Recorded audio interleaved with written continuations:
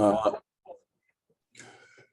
So we, as you probably all know, we do this presentation twice now and again at 7 o'clock Eastern time for people in the Western time zones to be able to benefit from it as well. And Eileen, unless I've forgotten something else, going once, going twice. Good to go. Thanks, Lucas. Welcome, everybody. Eileen is the president of OMSA, and so we're delighted to have her here. And I'll hand it off to you guys to start presenting. All right, I'll start off by sharing my, oh. Let me let you do that. Yeah. There you Keep go. Mark and I on track.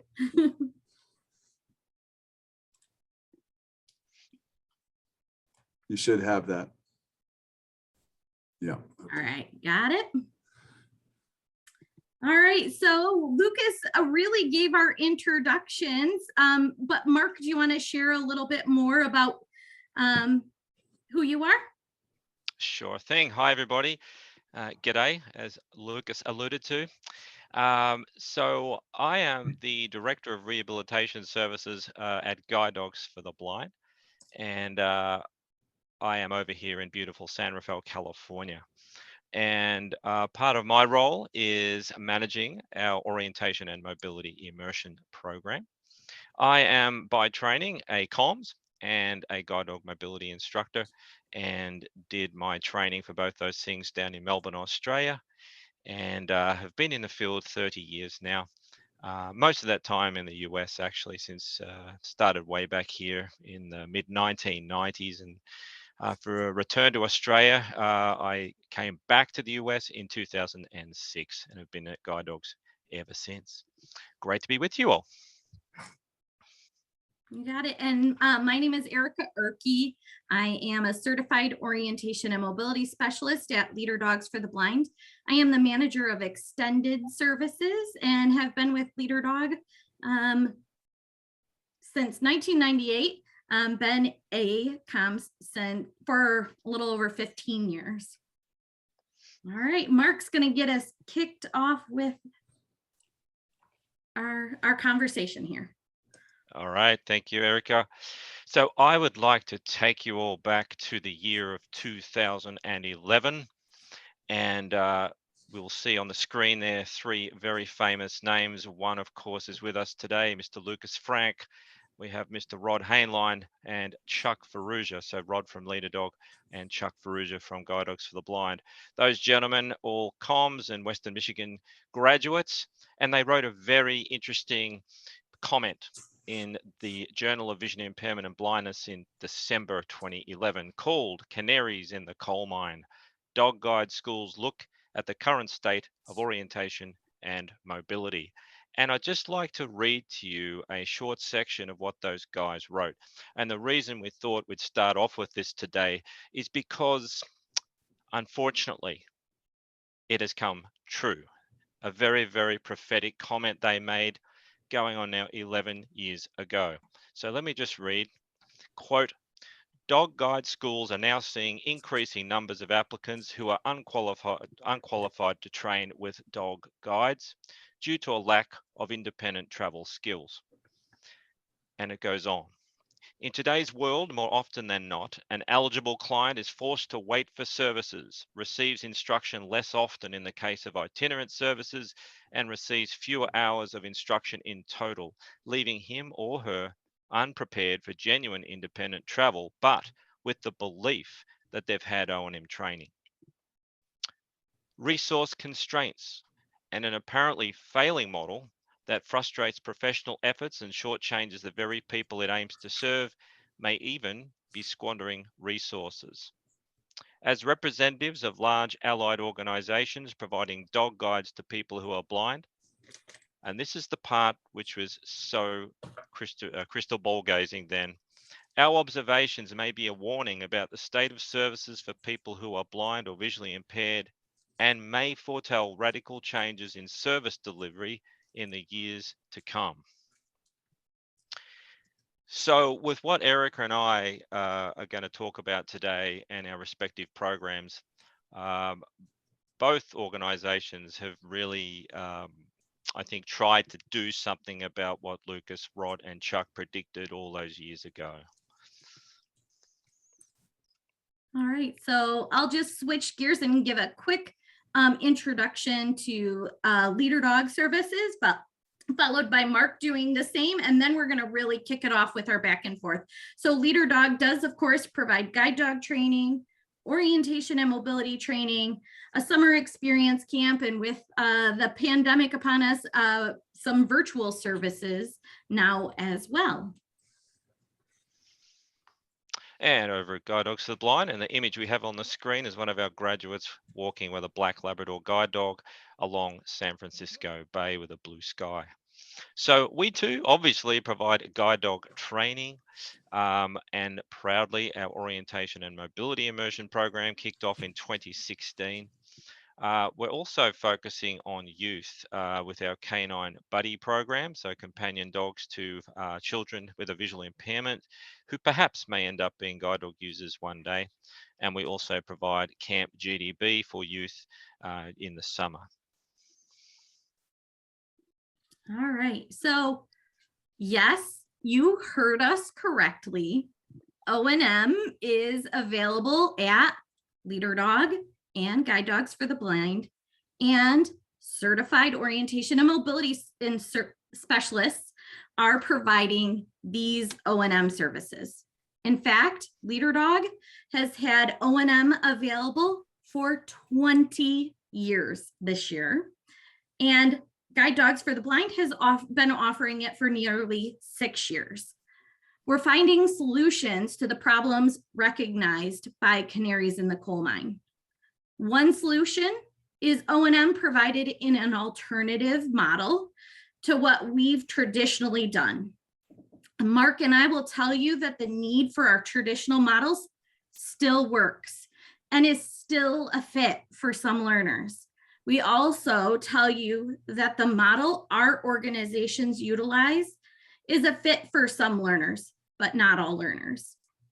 The approach we use allows for generalized instruction with repetition in a variety of environments. O&M is still provided with one-on-one instruction, one-on-one client to instructor ratio, just like the traditional way, with continued instruction over a course of 5 days. Learning is accelerated and lesson sequence becomes like laying steps that slightly overlap, layering of information. During instruction, certified orientation and mobility specialists are looking for a level of proficiency where the instructor support is sometimes needed, and then new skills are introduced and built upon previous skills, and while those previous skills are still being reinforced. So who is a good fit for these programs?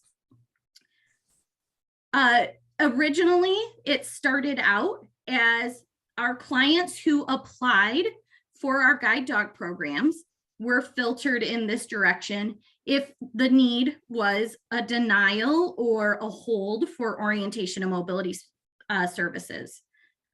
Sometimes our guide dog graduates are a great fit for this if their vision is declining, or if their orientation, or if they haven't received orientation and mobility services in a while. Clients with retinitis pigmentosa, we find in common, Mark and I both, we've chatted a lot over the last couple of weeks in preparing for this program, that 25% of their O&M clients have retinitis pigmentosa, and 24% of our clients at Leader Dog in the O&M program have retinitis pigmentosa. In general, anyone with a degenerative retinal condition, this is a great model for. Sometimes also people just want O&M skills and don't qualify for other services if they're not vocationally bound, but they might need a more intensive training. So those folks are a good fit. And in general, anyone who's interested in generalized orientation and mobility skills. So now Mark and I are going to start a little bit of a back and forth here, because we felt that just sharing our experiences about our programs was the best fit for delivering the content that we wanted to share with you guys. And of course, we'd welcome questions and more about, so that we can directly answer those for you. So the O&M Can I interrupt for program. 1 second? Can I just sure. ask everyone, is everyone seeing slides change? Because I'm not. What slide are you on? Oh, there we go. Okay. That's good. Perfect. Just checking. Thanks. Yep. Okay. So you're going to see this slide with just some words coming up as Mark and I talk about the next few things. This is like the slide where it's going to stay for a while. Okay. Actually, the rest of the presentation until the end when we have our contact information. Perfect. Yeah. So the Leader Dog Orientation and Mobility Program, probably several of you have heard it called different names over our 20-year existence. It was Accelerated Mobility Program, Accelerated O&M, and just for marketing purposes and ease of industry recognition, it's just now O&M at Leader Dog. So both our programs are 5 days, as I mentioned, and we work on those beginning skills from human guide training to introducing a cane, and teach and assess at the same time. We have a heavy emphasis on non-tactile skills, sounds of traffic, orientation, cognitive aspects, beginning to address all the different needs that a person might have.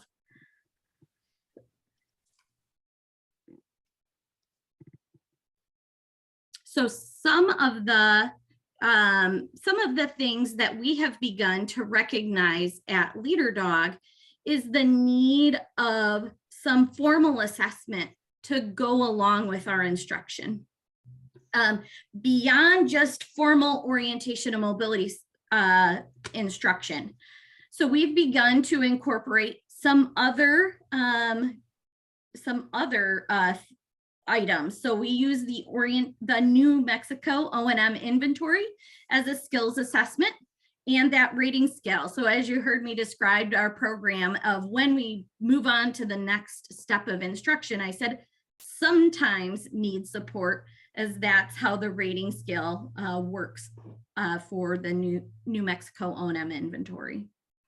Mark has also begun some exploration into some use of some other formal assessments. So I'll let him share a little bit too.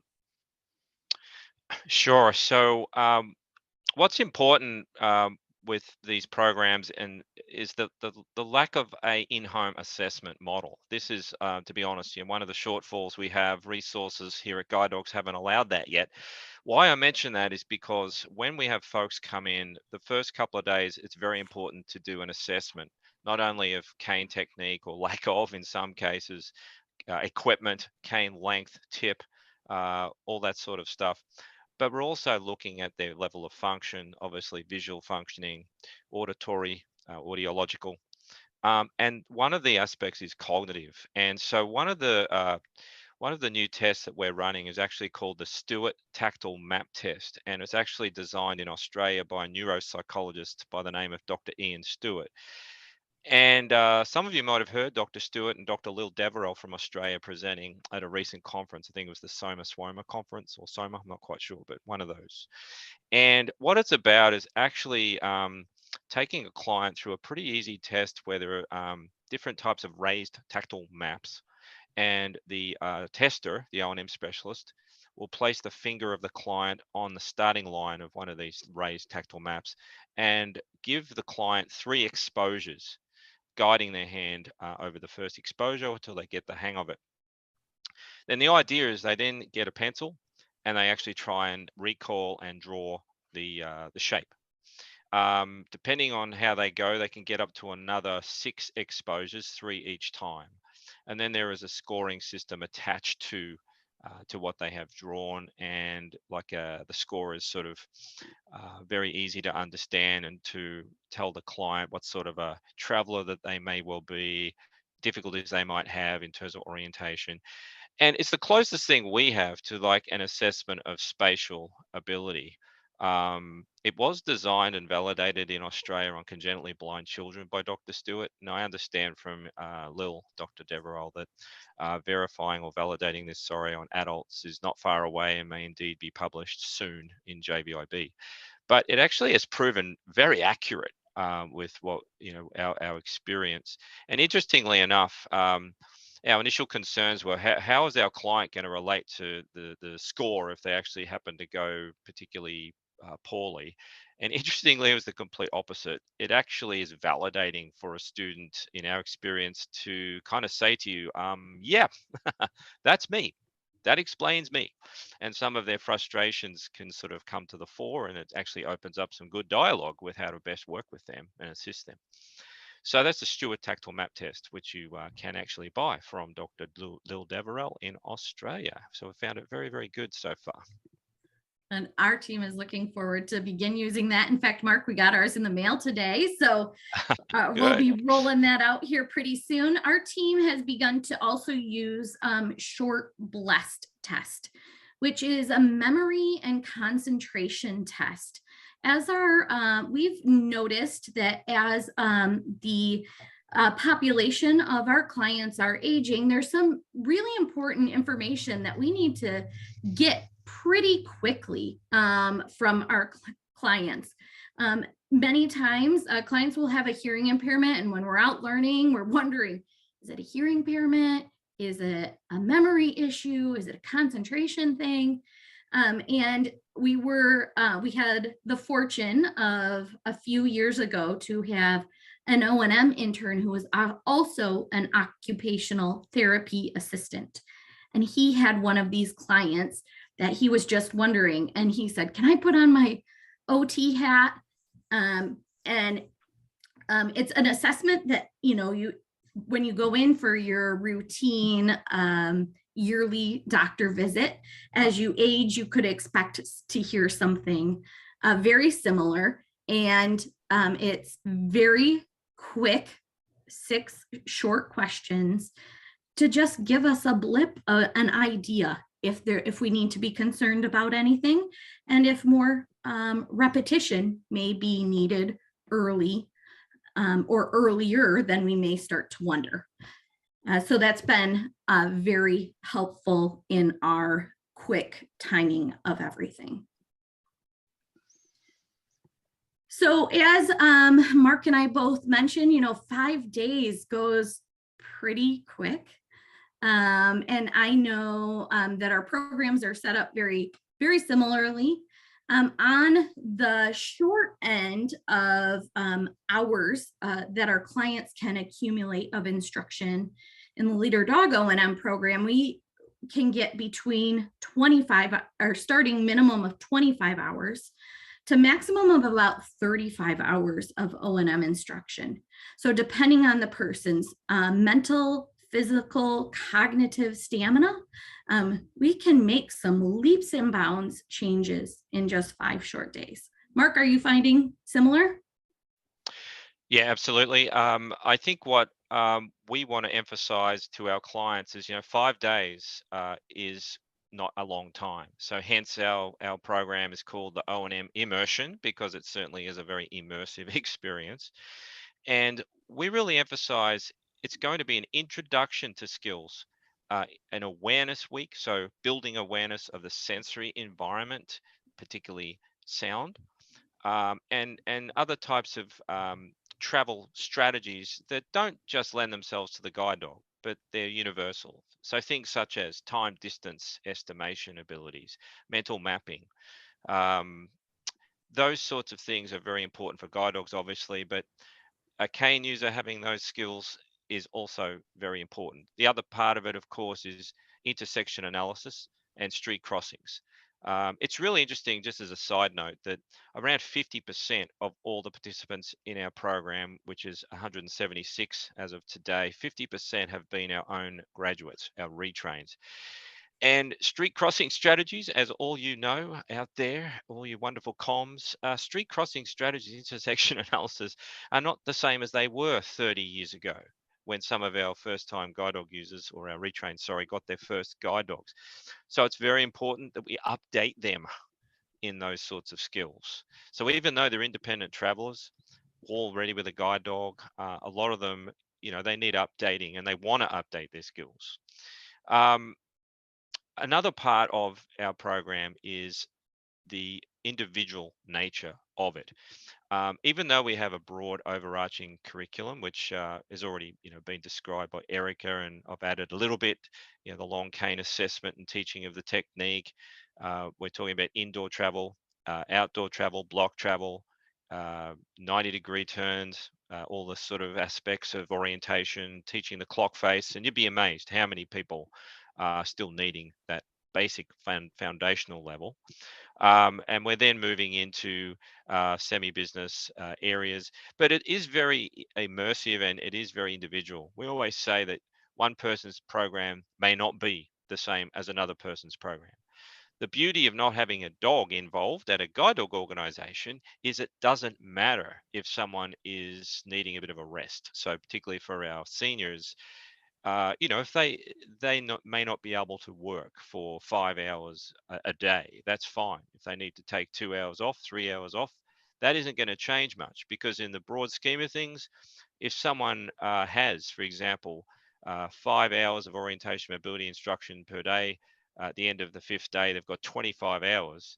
Well, there's not much difference really compared to if you actually have, say, 3 hours of orientation mobility instruction a day and you end up with 15, which is still fantastic and still a lot more than someone might get if they weren't coming into our programs. So I just want to emphasize that it's very, very individual. Just a quick question, Mark. I'm yes. sorry, and Irhke, I don't know if you're seeing questions coming up in the chat. You may want to hold them till the end, but there are some questions in the chat. Oh, I Thank can't you. see the chat, so rely on Irhke for that. I did not have it up on the screen, so let's start here. Thank you for that prompt, Lucas. What's the difference between your program and Pilot Dog's program? Great question. So actually, Pilot Dog's program is it takes into effect a 2-week program. They're still working one-on-one with an individual, just at a little bit slower rate. In fact, they may bring in more than one client at a time to work with one instructor. So they kind of go a back and forth process, but over the course of 2 weeks. So Pilot has been incorporating a similar program like Leader Dogs and GDBs. The other thing I'll say about the GDB program, which it's a little bit different in that initially we were and still do partner with other agencies that already provide orientation and mobility training. So we went about a little bit differently to Irhke and Leader Dog, and we didn't have an O&M department, as it were, back in the days of 2016. So we first partnered with the San Francisco Lighthouse for the Blind, and what we did is train up 5 of their orientation mobility specialists to work specifically in our program. So they went through a little mini course with me and learnt those aspects that really apply to guide dog travel. And I should say, including how to do the Juno exercise. And Irhke and I love this because me being a GDMI, I can tell you I love to break glass ceilings and smash barriers and myths. And I can tell you with O&M instructors receiving quality instruction in how to do the Juno exercise and having support as they develop that with clients, it's very similar to an apprentice guide dog mobility instructor. They can actually get very, very good at it, very proficient, and there's no problem as long as they receive the supervision, from class to class to make sure that the skills are kept up and any of their questions are answered. That's important because another part of our program content is incorporating Juno.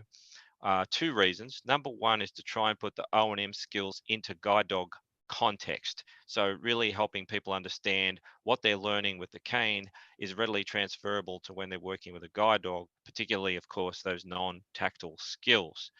The second thing is on Thursday of our week-long program, all first-time students, so that is never having a guide dog before, get the opportunity to do quite an extensive route in downtown San Rafael with a real guide dog. So they'll do Juno over that route, and then immediately after, they'll then get the opportunity to work a dog. And it's a very similar workout to what a guide dog class student would experience in their first guide dog walk, where the instructor has the dog double leashed, of course, and we're providing support. But it's a very powerful experience because people have the opportunity to, if they'd like, for example, use their traffic reading skills, actually make the street crossing decisions, even though they're working a brand new dog. If they don't want to do that and they just want to experience guide dog travel and without the stress or the responsibility, then that's fine too.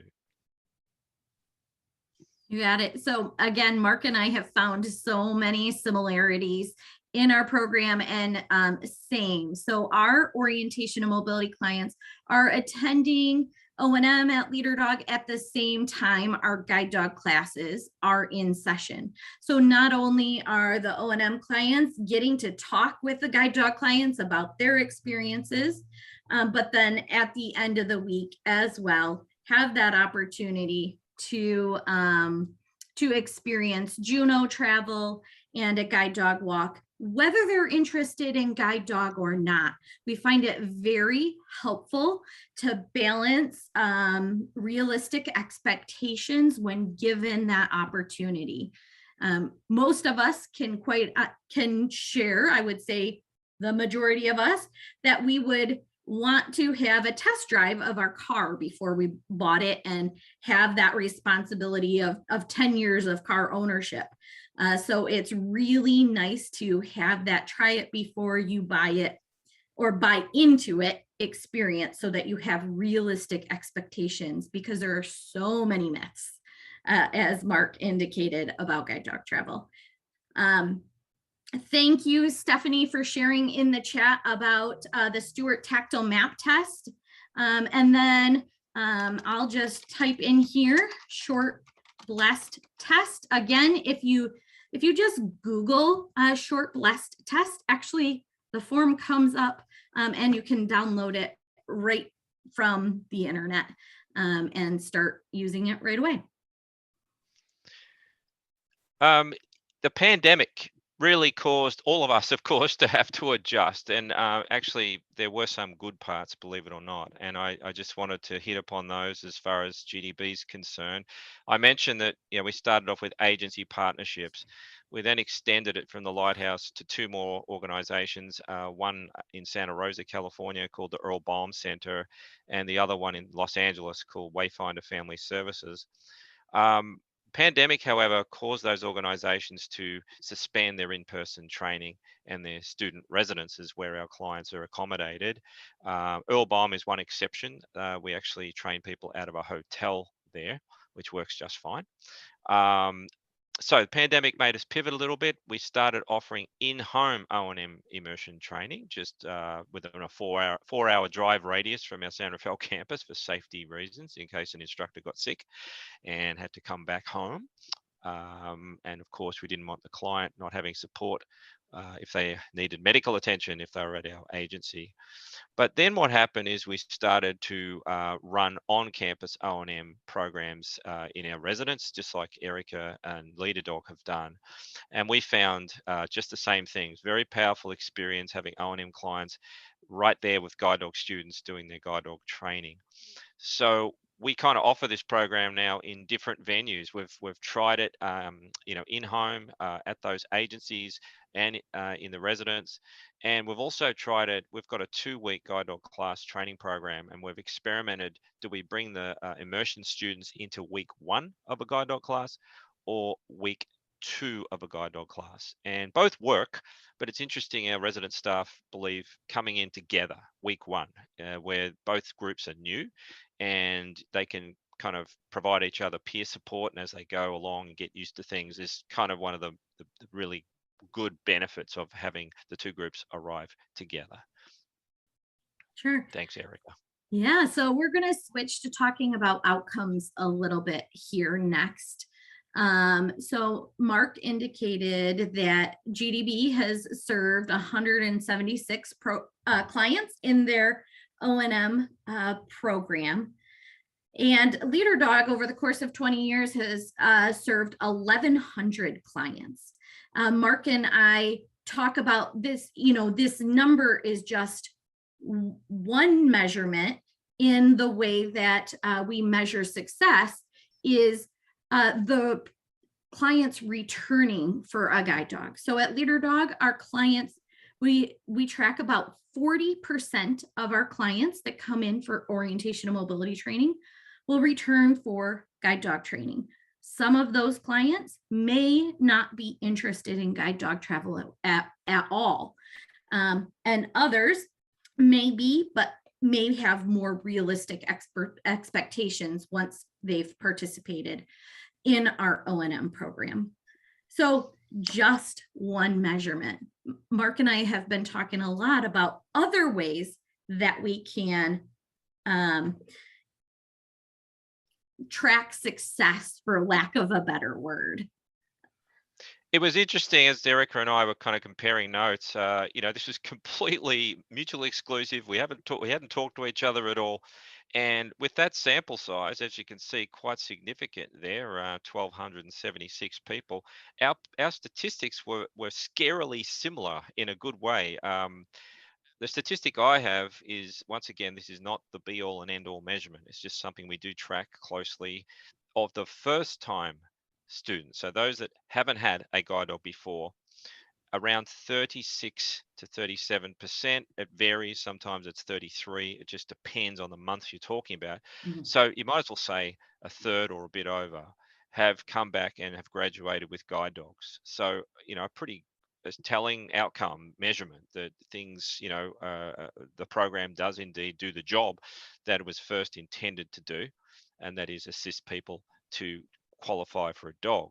In fact, you might be interested, I'm sure you'll be interested to know, the leading cause of denial for a guide dog at Guide Dogs for the Blind is lack of orientation mobility skills and related lack of independent travel routes. So, it's a scary percentage, and a lot of people, when they try to find services to work on those skills, it's very, very difficult for them. So I'm sort of going back to the start here. That's sort of the number one reason that it was set up. But interestingly, I haven't included in that statistic the number of retrains graduates who have been in jeopardy of not requalifying for successor guide dogs.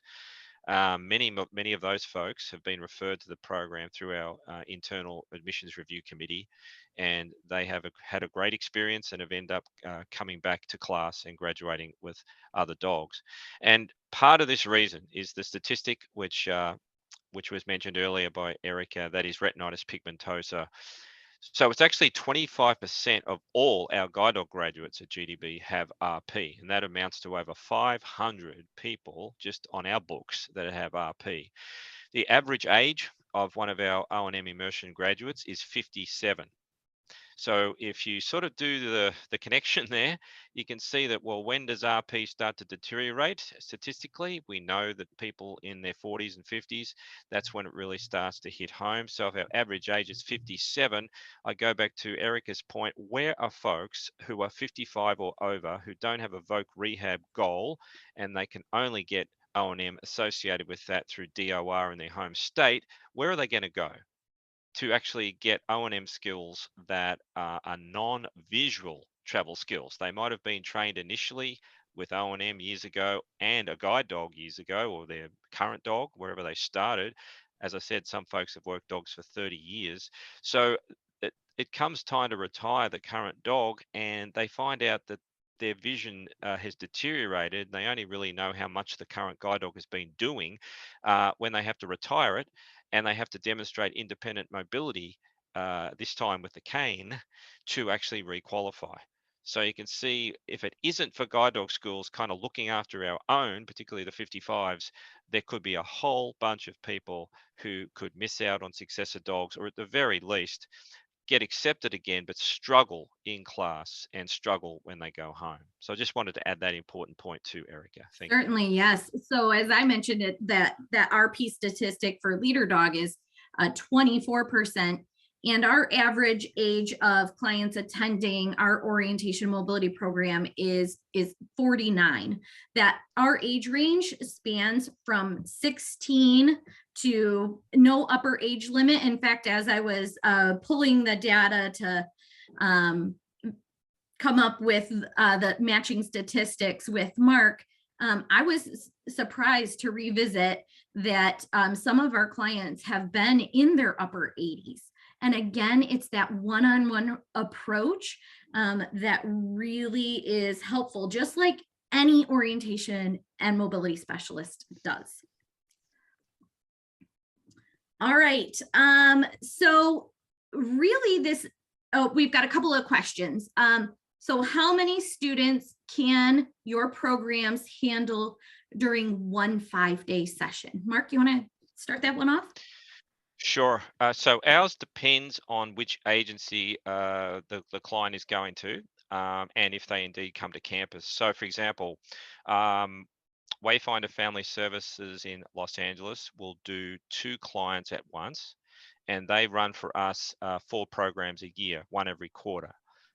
We also have Earl Baum. They do 6 programs for us each year, once again with 2 O&M specialists available for, so 2 clients at once.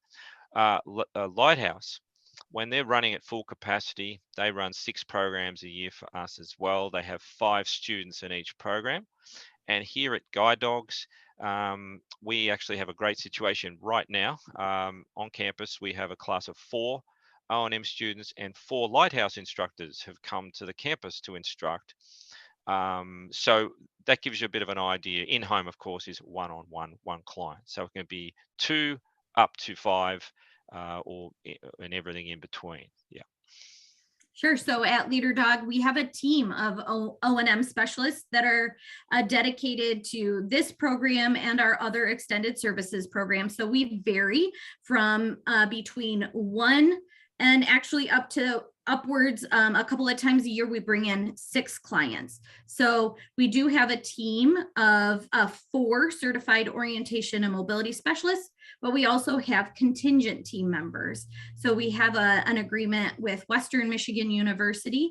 And then also we've entertained from other universities for their students their O&M students to come in and do a practicum with us at Leader Dog. So in those situations, we have 1 client, 1 O&M instructor, and 1 intern, so they can work as a group, and we take over the whole house, if you will, at Leader Dog in those situations, because we have larger numbers. But on average, we're supporting between 2 and 3 O&M clients weekly, except for holiday weeks throughout the entire year, and our 1 week that we have our summer experience camp.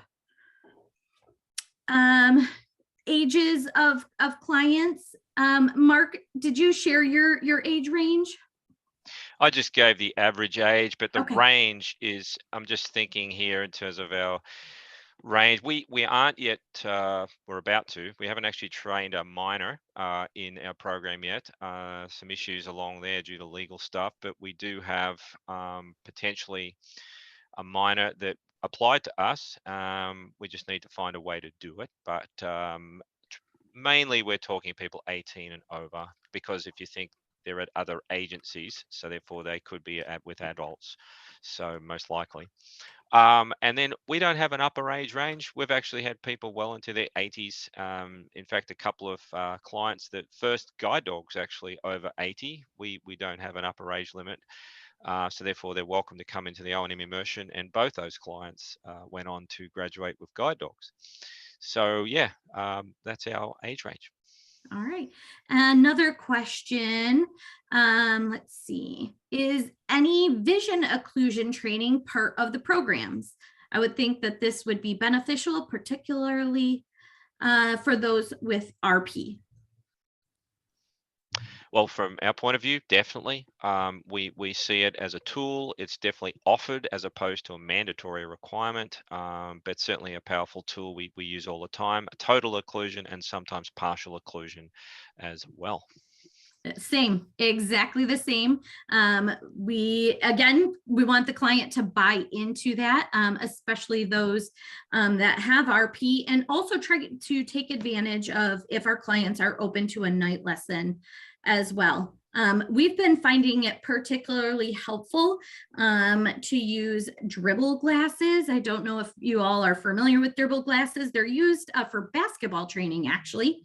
Again, you can find them in large quantities from Amazon, and they just block out the bottom part of that vision, as we find that our clients that have functional travel vision, the hardest part to do is actually train them to keep their head up as they're beginning to use their mobility tool.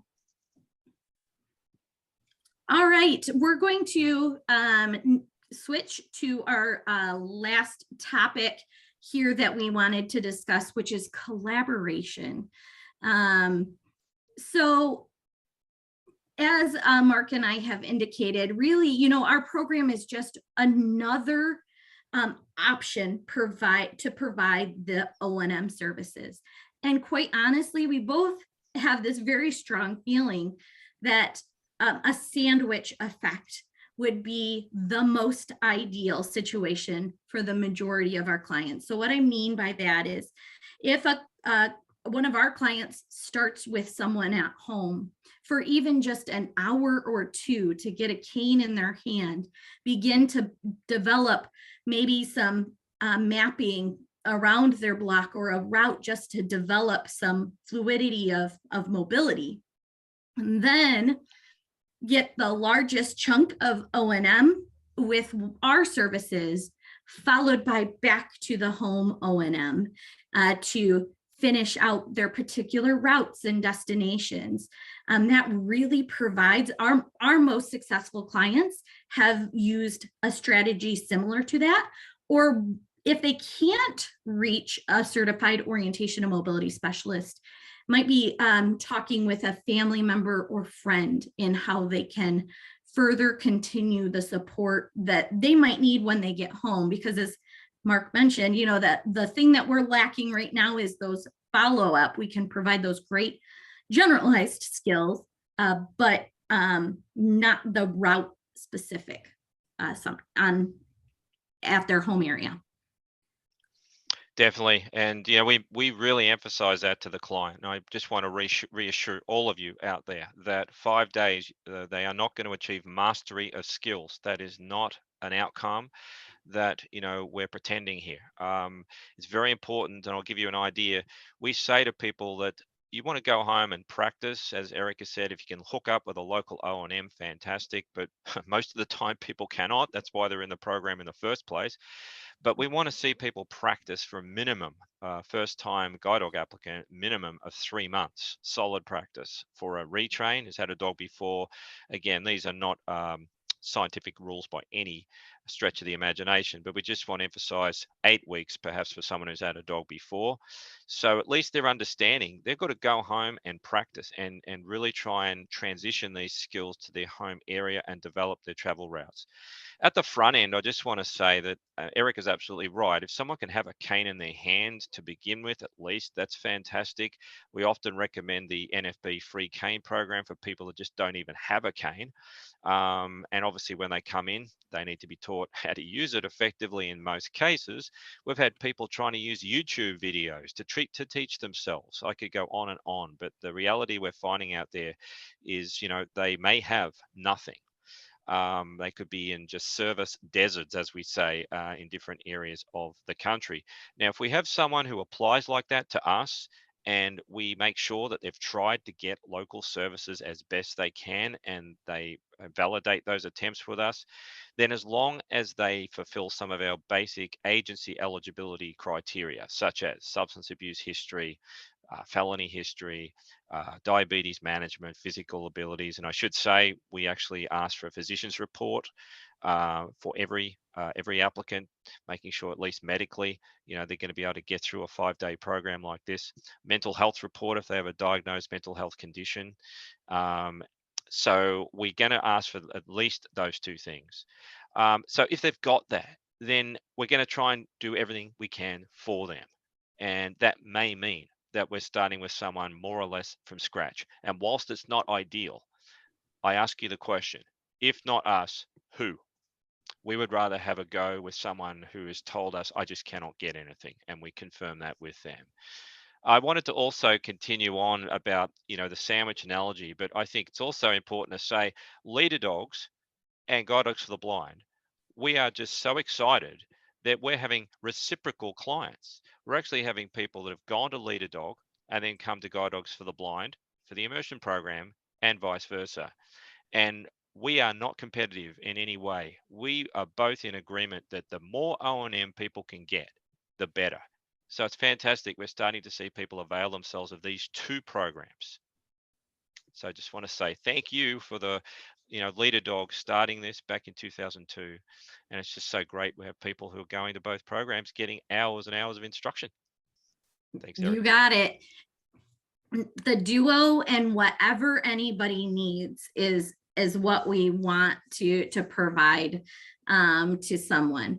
So I'd like to go back to the chat here. Any thoughts on having field comms hired to provide those skills in their home environments or after they go through your campus training, kind of like our field GDMIs that many people are so familiar with? Has it been discussed, or is it too costly?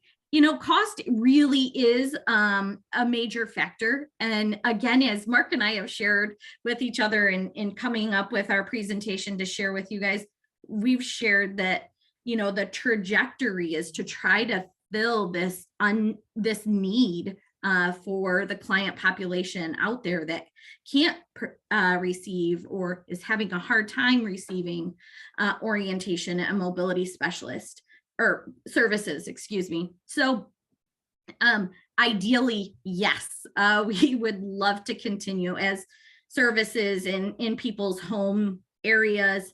I know Leader Dog, we're entering a new strategic planning phase, and we're hopeful that we'll be able to expand our services.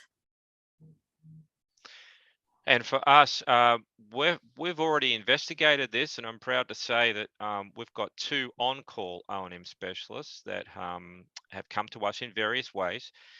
One of them was a full-time staff member and has transitioned to an on-call role. And the other one is currently employed by the California School for the Blind, and has some industry experience, in fact, with guide dogs, and has worked overseas as well.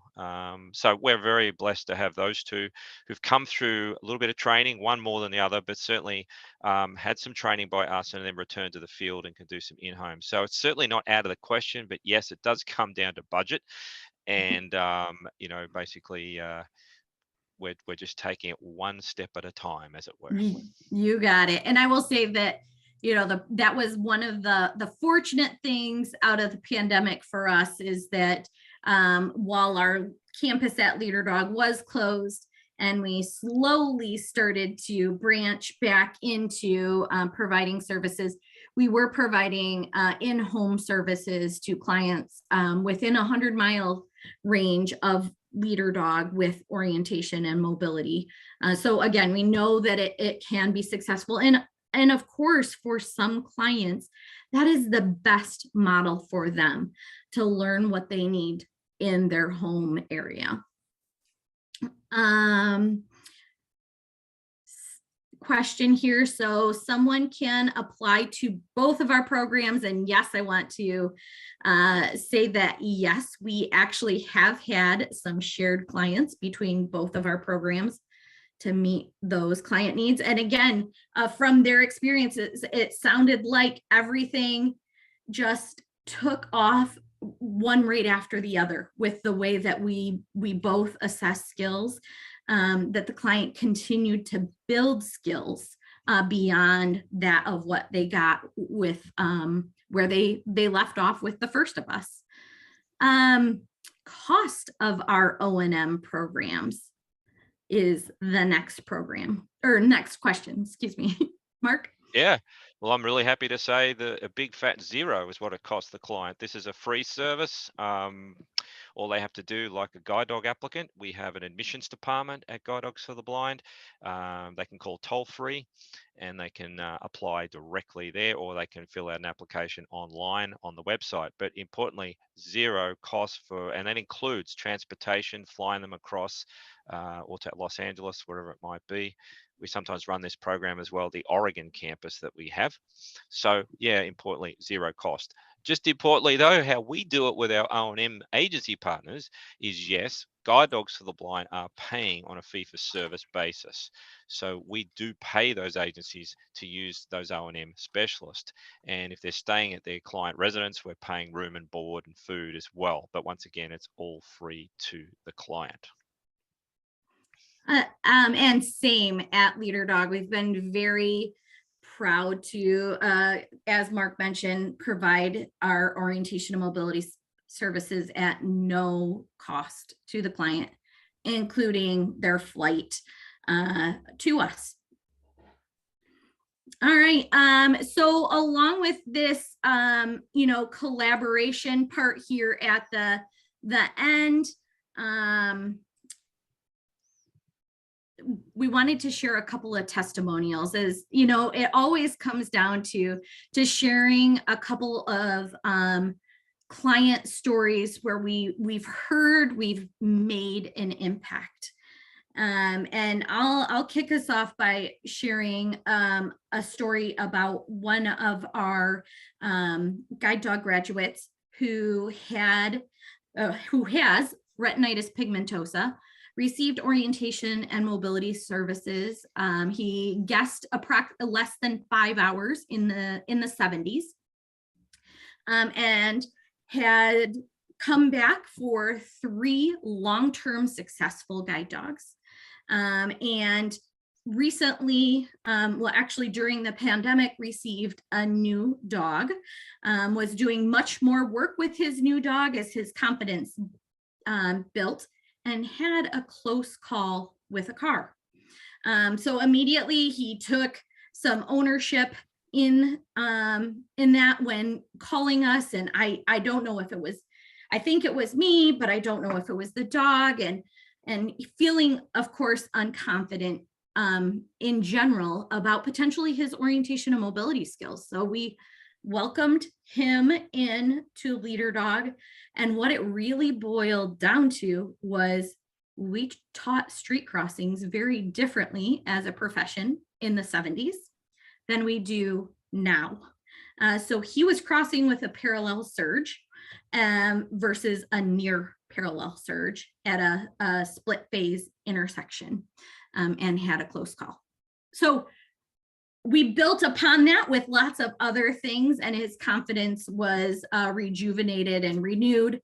And we're very happy that he was able to continue his partnership with his guide dog.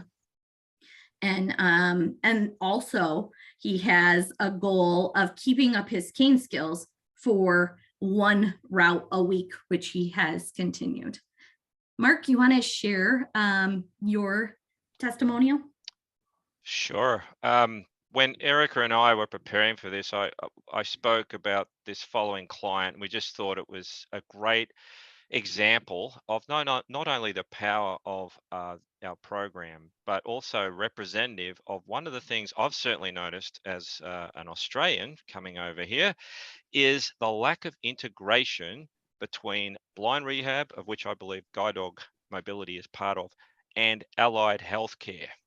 And sometimes it's taking a guide dog mobility instructor or an O&M specialist at a guide dog school to pick up things that one would think should have been picked up in the medical community. So I have plenty of examples, but here's a powerful one.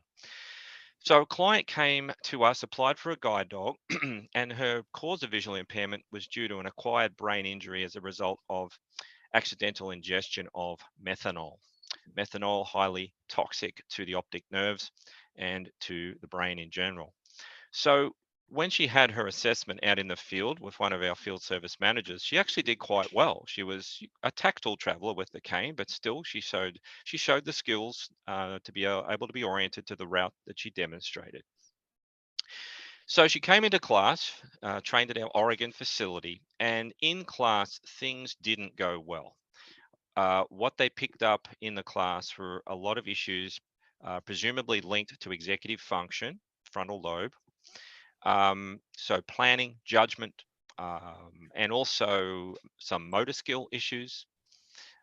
So suffice to say, things weren't going well in there, and I should also mention spatial awareness and spatial memory were also problematic. Things didn't go well, so it was decided let's try her back home in her home area. She was from Washington State, so it was close enough to the campus up there that they could do that. But unfortunately, the same issues continued in the home area. And in the middle of week 2, they had to do what every guide dog instructor totally dreads, and that is the client's program had to be terminated due to safety issues. So disappointing as that was, we're now fortunate that the guide dog mobility instructors and our admissions review committee were able to refer this client over to the orientation and mobility immersion to see what we could do. And one of the first things that I did is I reviewed the file, of course, and in that file I found a comprehensive neuropsychological assessment, which was actually carried out back in 2018. And in that assessment, a lot of the things that took place in class, I believe, were linked to the brain injury. So we're still thinking, though, that some of the issues, even with orientation mobility immersion, some of the issues related to brain function, they needed to be addressed first to see if there was anything there that could be improved, anything from a neuropsych or neurologist that they could pick up on.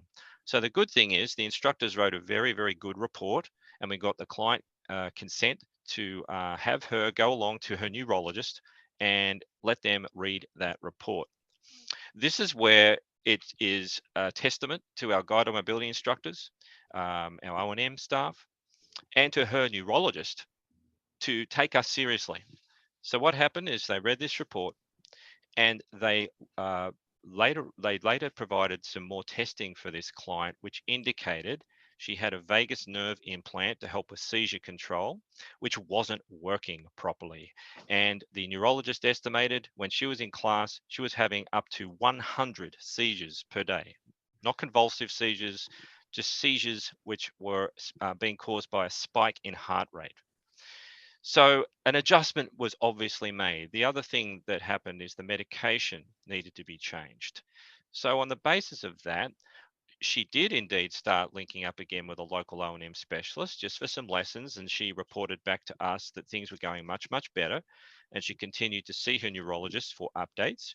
And then it became appropriate for us to offer an in-home orientation and mobility immersion experience. So we did just that. And fortunately for us, the same instructor who worked with her in the guide dog class was available to go out with our O&M specialist into the field and see this client in action out there with lots of Juno put into it as well. The good news is she went extremely well, and she reapplied for another chance at a guide dog and has been accepted. And I believe an in-home guide dog training program is going to be provided, and that would be the best chance for her to have long-term success. So I just wanted to hit on the fact that isn't it amazing that this is the sort of stuff going on at guide dog schools, where we're having this depth of client assessment. We're linking up with allied health professionals. And I should also mention that in our O&M immersion program, we're keeping track of some of the other allied healthcare needs of our clients. And no surprise to you, out of 176 clients, 25% of them were referred to an audiologist. 1/4 have had hearing impairments that we believe were causing orientation mobility problems, and 15% were referred to to physical therapy, not occupational therapy, physical therapy. And they're just two of others, including ILS, assistive tech, low vision therapy, and counseling. So I think linking in with allied healthcare and really helping with this lack of integration, it really hits upon the fact that it's not just O&M these clients need. If they're in an O&M desert, then chances are they're in a desert, period, and cannot get access to other services. That's our findings anyway. Thanks, You Eric. got that right. Thanks, Mark. So the next question that we have here is applicants returning for a repeat program. And I'll kick it off. We've had quite a number, I would say every year, about 10% of our clients. So about 10% of our 100 clients that we serve annually at Leader Dog in our O&M program do return for a second week of orientation and mobility services. They're just they may be new to services and progress is going a little bit slower. And we want them to go home and practice some skills before returning. So that has proven to be very successful. But as Mark also mentioned in a previous comment, sometimes they're going to both of our services. And, we're obviously a little newer than Irhke's program, and the notion of O&M immersion retrains is in fact starting to come apparent to us. And I just want to describe the justification as to why we are indeed looking at that. I mentioned we've got a lack of resources compared to our guide dog programs. And if we look at best practice at a guide dog organization, particularly a member of the International Guide Dog Federation, of which both organizations are, having a robust post-class follow-up or support service is very, very important. It's been shown time and time again that as far as guide dog graduates are concerned, if they have good access to post-program support, their potential for long-term success is definitely increased. So if we look at best practice, I ask you, why can't orientation and mobility graduates have follow-up services from guide dog organizations? And I say that I have the experience back in Australia. We did exactly that. We have provided follow-up to O&M graduates. And they had wonderful cane skills, by the way, because they were evaluated every year. So we are starting to look at that, and we're really sensitive and empathetic, because to expect someone to go from a 5-day program transitioning back home on their own, we really haven't developed within 5 days the ability to truly travel independently, as it were. We've got an instructor around teaching, but in terms of developing independent travel skills, route planning, problem solving, there's only so much you can do within 5 days to really make that real. So definitely, because we can't provide that at this point, I hope one day we can, we are entertaining people coming back in for a second go to provide them that support. Lucas. Thanks a lot, guys. I don't not mean you to shut this down. I think we can keep going if people would like it, and make it as interactive as anyone would like it to be. But here's my question. I think it's terrific about what both of your programs have done. But I have a broader question, which is I'd like you to speculate on whether state rehabilitation programs could, in one way or another, implement this model of practice, because there is that group of people, as I think you said, Mark, who are over 45, not eligible for extensive rehabilitation services through Voc Rehab, but who, at 45, from my perspective, is really, really young. But that is this model something that could be adopted by the states? And that's why we decided to name this presentation The Third Way. It is, maybe not from a guide dog prep perspective, but maybe from another perspective, of providing intensive short-term 1 week, 2 week services, perhaps out of a hotel, as happens in England, for example, in their guide dog programs. It's regional and things move out of hotels. Is this a possible model that could be adopted by states or other organizations? Do you think? I'd like to jump in first if I can, Eric, because I think Go I've for it. got the proof. I've got the runs on the board. The answer is yes. And the reason I say that with confidence is because the Lighthouse for the Blind, we've got 5 active instructors now. We've actually trained, I think, 7 in total. Earl Bomb 2, Wayfinder, we've actually trained a total of 3. So if you add all that up, they're working at agencies. Previously had no experience with this type of program. They had some similar internal programs, particularly at the Lighthouse, where they have a program called Changing Vision, Changing Lives, which is kind of an intensive program, but nothing related to guide dogs. We've done all the training and they are operating really well. It's almost like, however, an internship. It's not to say you turn them loose after they've actually completed a couple of days training with us. They go into the Lighthouse, for example, a full year in terms of 6 programs per year. So that means 6 weeks of an internship experience over the first 12 months. That's important because the Lighthouse have been with us for 5 years. And some of those instructors now have trained dozens of clients over that time period. So as long as you have the initial training and support them appropriately with that kind of experience and ongoing support each class. It's either myself or my colleague Stephanie Zabitz, who has joined us recently, who's a master GDMI and certified O&M specialist, that they have that sort of support available to them. So that'd be my answer, Lucas. I think yes.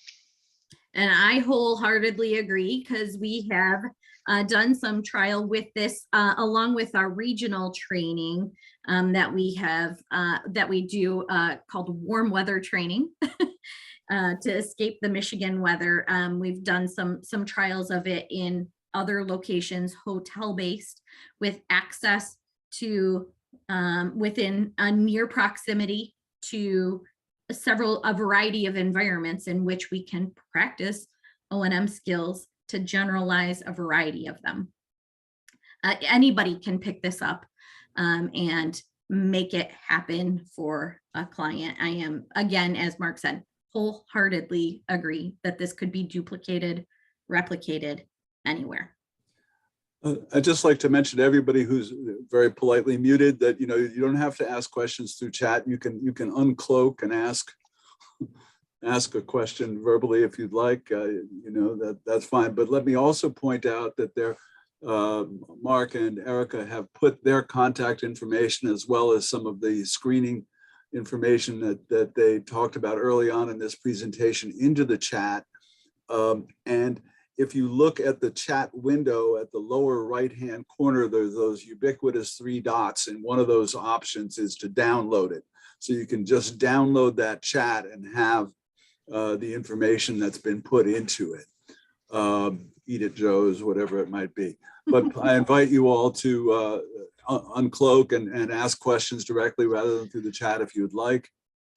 Yeah, Amy asks yes. a great question here. She said, are clients given a summary of skills learned and next steps their O&M that their O&M program to follow through with in their home area? Great question. I'm glad you asked that, Amy. The answer is categorically yes. So we have a comprehensive O&M report that is written, and each client gets a copy of that report. It's fully transparent, and that would include not only a synopsis of all the skills that they learn, but recommendations going forward, and importantly, any reference material that's given out. So sometimes they can get access to street crossing theory and intersection analysis and all sorts of things that we can include. And importantly, recommendations to allied healthcare or rehab providers. So for example, those folks that need to see the audiologist, we're going to recommend make an appointment with your GP or whatever and get a referral to an audiologist. The other part that's really, really important with these reports, of course, if they're fortunate enough to be able to link up with a local O&M specialist when they go home, well, guess what? We say to them, provide a copy of your report. And the reason we do it this way is there's no reason to contact Guide Dogs for the Blind to ask for a release and consent and all that red tape. We like to give the client, here's your report. You can do with it what you like. And that is, you can show it to another O&M and they're going to know exactly what you did. And therefore there's kind of no duplication, and it's a nice seamless transition from one instructor to the next. Ours starts off similarly. We provide a short summary as well as a customized take-home packet for each of our orientation and mobility clients. We do walk through goals that we would like them to complete. We follow up by a phone call at 30 days as well as 6 months formally with the client to get their feedback. I neglected to mention that I mentioned that we use the New Mexico O&M inventory as our rating system. So we've actually picked out some six very high level skills that we ask our clients to rate themselves on at the beginning of class. Our O&M instructors do as a formal assessment. We do that again at the end of their training program with us, so we can see their growth. And then we ask them those same 6 questions at 30 days and at 6 months, so we can see where that continued growth occurs, or if anything happens in the meantime. Those also give us really good talking points to talk about, again, those realistic expectations of where their skills are at.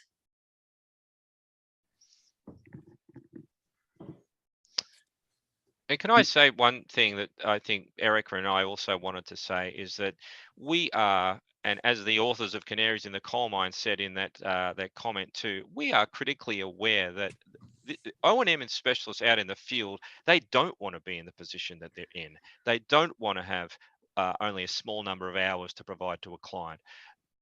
We know full well that's what's going on in many, many cases. So I just wanted to say that we're here to support you. If you think your client could benefit by one of our programs, because let's face it, we're fortunate. Leader Dogs, Guide Dogs for the Blind, we have good funding. We're well resourced. We have good money compared to what some other folks are dealing with. Let us help you. Let us help your clients. And as you've heard, we do not care if a client doesn't graduate with a guide dog. That is not the be all and end all measurement. We're here to help in the community. I know our CEO, what she said to me is the more O&M people can get in this country, the better. That's how we see it from our CEO level. Not about getting a guide dog necessarily. We know that's not for everyone. So I just want to put that out there. Let us help you.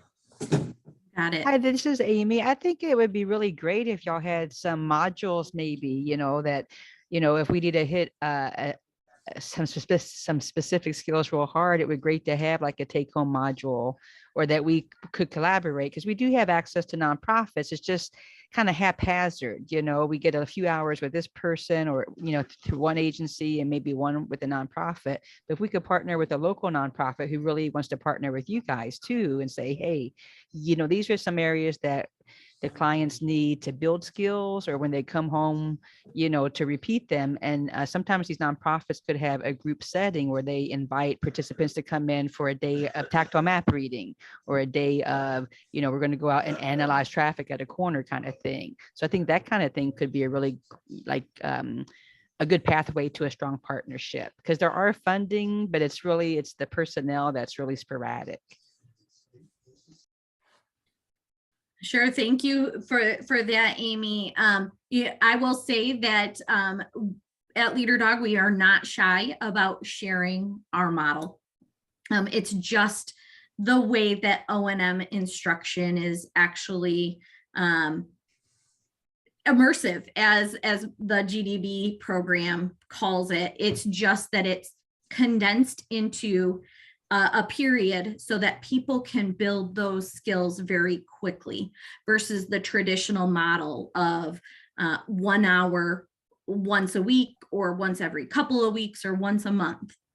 That compression of a shortened time period really helps to accelerate the adult learning for most people. Yes, thank you. I just appreciate so much being here today. This is wonderful. And again, we, that collaboration with the O&M instructors in their home environments is so beneficial all around. We love building those resources with folks as well. We've got a few out there that continuously will refer clients to us, and we love that back and forth of sharing of clients to help them best meet their needs. My last question is, especially now that COVID is kind of, hopefully going away, how long is the wait list for both of your places for specifically just the O&M immersion program? Sure, we're at about a 4-month wait list at Leader Dog. Our scheduling has changed. We used to give people dates to pick from a year in advance, and now we've had to pull back on that so that to avoid cancellation, and then people that have been waiting the longest being put at the tail end again. So we're just filling classes on a month-by-month basis at this point, and we have about a 4-month wait list, which in all reality is not that long, because we can ask some clients to start building stamina and some pre-O&M skills before they come in for our program. Yeah, and we're right there too. We're between 4 and 6. The good thing with us now is, it's budget time at Guide Dogs and most organizations. Finally, for the first time in about 3 years, we have confidence that we can start to plug in class dates that aren't going to kind of evaporate if things change locally with the virus transmissibility rate. So we're starting to be able to do that. That means putting more names in classes further out, which helps lessen the wait time. I think we have to start to wind down. Let me ask everyone who is muted and cameras off, turn them on and say who you are so our visitors know who they're dealing with. You could all be myths, or who knows, where you are, where you're from, and introduce yourselves real quick, and we'll shut it down. And I want to, before that happens, I just want to thank my friends Irhke and Mark for this fantastic presentation. I think it's a revolutionary thing and that you've done, and viva la revolution. Okay. Thank you, Lucas. Thank you. Kathy, who are you? Where are you from? Kathy Claridge, state of Maine. I was a skeptic when these programs first came out. I'm like, yeah. 1 week of O&M, go. And I didn't believe it. I'm so glad I came today. There's a need, and this is fabulous. Thank you. Fantastic. Thank you. Adam? I'm just going by the way my screen is arranged. Go ahead, Adam. Yep. Okay. Hey, I'm Adam Dupuy. I'm an orientation mobility specialist from the Niagara region in Ontario. I've talked to Irhke a bunch of times, and we've started our own program based on her information. So, hello. Way to go, Adam. I'm so happy to hear it spreading. I hope it starts like wildfire now. Amy, how about you? Amy D. Hi, I'm Amy Downer, the teacher for the blind and visually impaired and O&M instructor in Honolulu, Hawaii. Hi, Chris and Angela back there somewhere. They were just here last month. I also am an independent contractor, so I'm trying to beef up some of the need, because we do have some interns graduating soon, fingers crossed, for all the mobility that we need in our area. This was great. Thank you so much. Dr. Tab.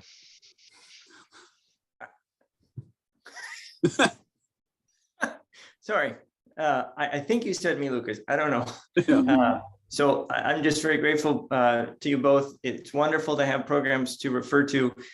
Silly as it sounds, we have some school age students who are, let's say, transition age, ready to go to college, and they're having lawsuits with their districts. And we have no other option sometimes but to say, hey, have you considered going to some of the O&M programs at Guide Dog schools? So it's just wonderful to have those options, even for our school age folks who in theory should be getting it, but for lots of reasons aren't, and they're just about to age into an adult system that it's really hard to get service. So thank you both so much. Rachel. Hello, I'm Rachel Caleri. I live in Spokane, Washington. I think this is great. Everything that was discussed today is what I experience working with adults. And so I'm really excited to see the additional options for receiving instruction. Thank you. Rachel happened to be one of our practicum students way back when our O&M program was, almost 15 years ago. So she's started to see how that worked and now where it's evolved to. Happy to Early see you. adopter. Thank you. Stephanie Zavitz, you're the next on my screen.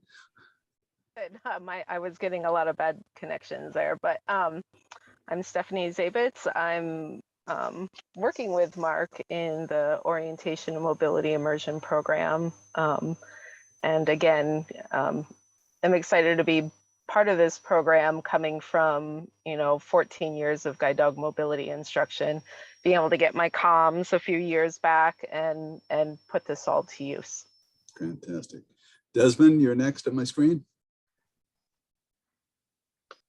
Hey, so I'm Desmond Jackson. I'm of the NOMC flavor, O&M specialist. I'm just really excited. I remember some years back hearing about this program. Irhke, I think you came to Maryland or to the Maryland area and talked about it at an AER conference. And so I'm a part-time contract O&M with the state of Maryland. And I'm just really excited to consider this.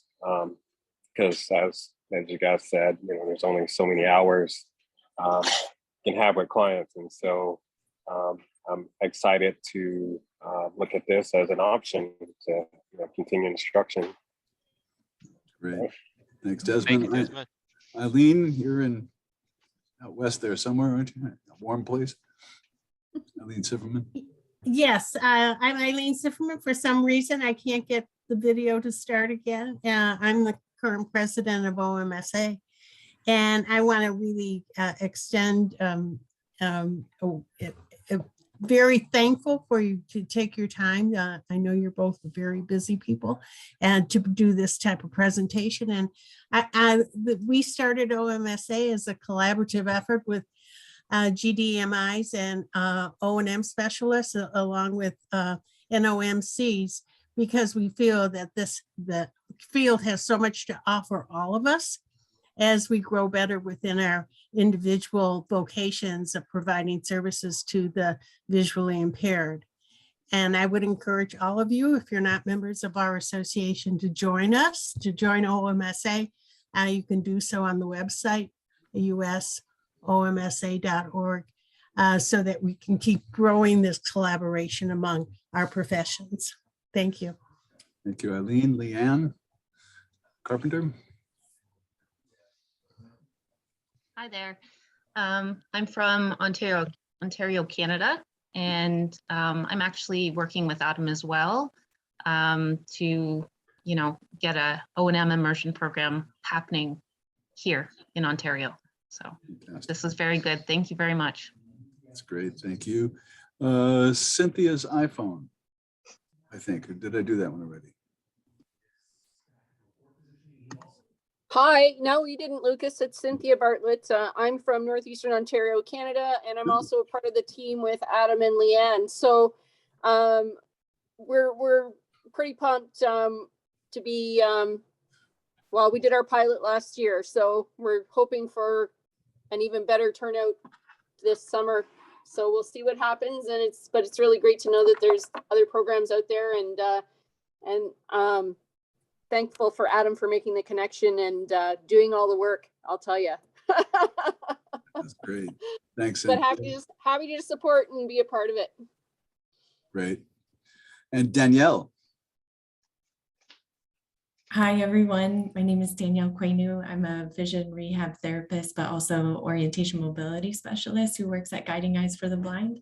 I started at Guiding Eyes about 5 months ago and very quickly realized just how much this O&M need is. And Mark, I can't thank you enough. You did a video in 2017 that I keep referring back to and in developing the skills. So I've been learning a lot on the dog side, which has been wonderful. And it's just so great to hear more about your programs. So thank you for everything. Did you call it the dark side? The dark side. Oh, dog side. Oh, okay, good. Just checking. All right. Good.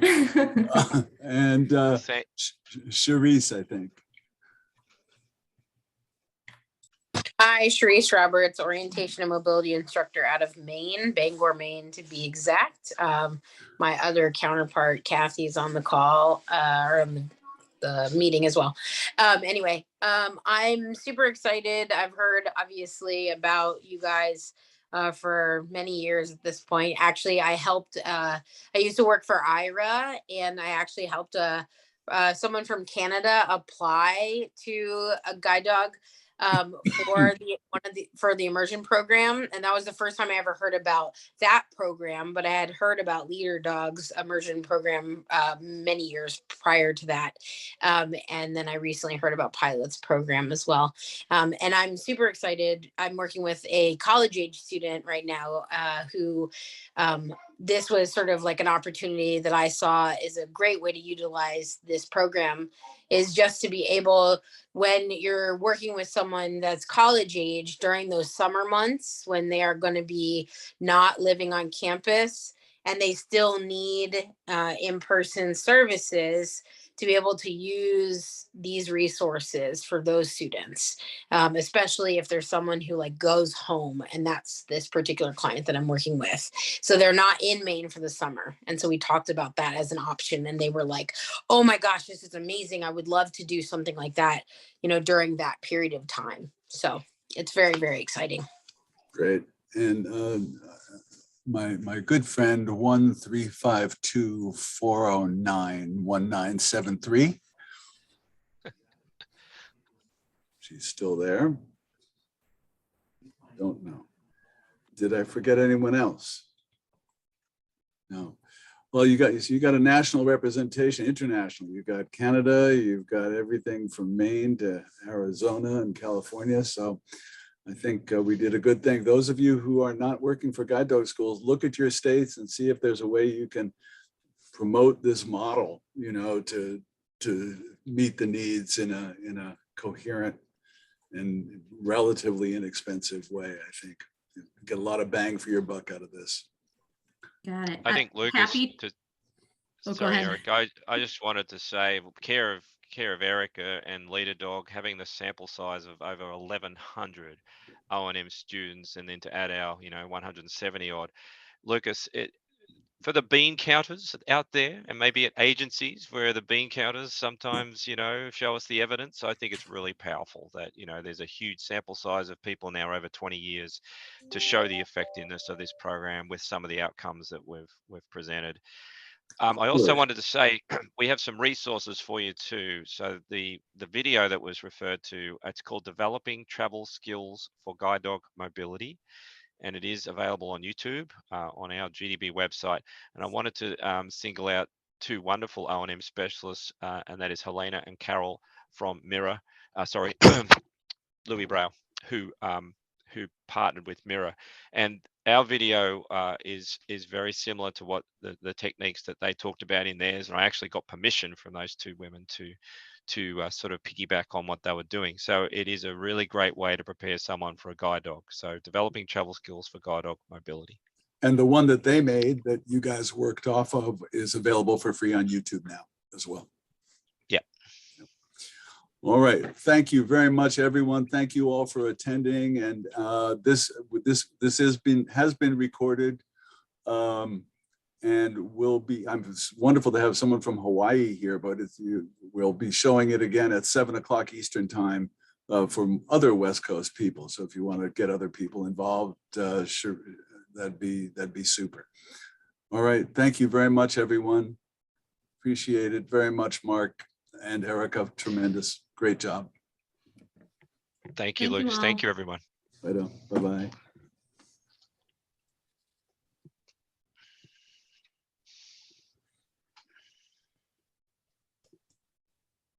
That was really good, guys. Great. Yes, yeah. Great audience. Great questions. Thank you. Yeah. Great questions that were like perfectly timed to lead us into to fill in the gaps and lead us into the next thing. Yep. I'm going to stop recording.